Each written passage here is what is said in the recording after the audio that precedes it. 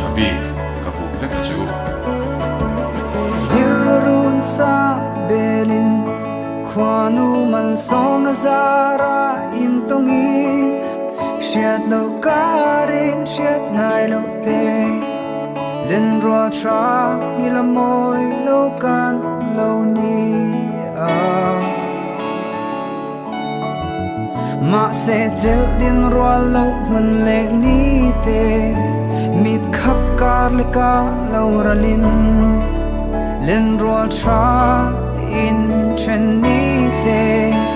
Allo her twa le si chi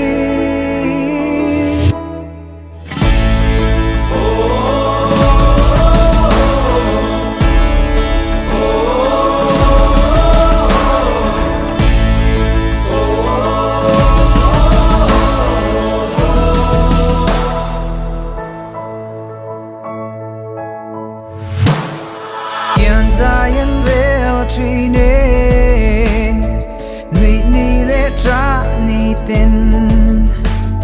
isak me le him tha po ching mit than kian Zion re lang ma se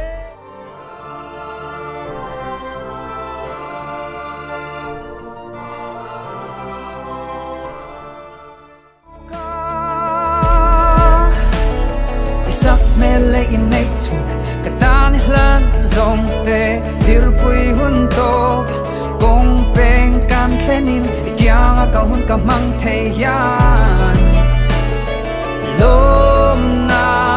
min chen ani nai chung zelin ka tha nang che sing nun matyang sonin kal ta la kwanu zara Ton ni her tuan Ngil lo ti bay Kapuk nam te ka chia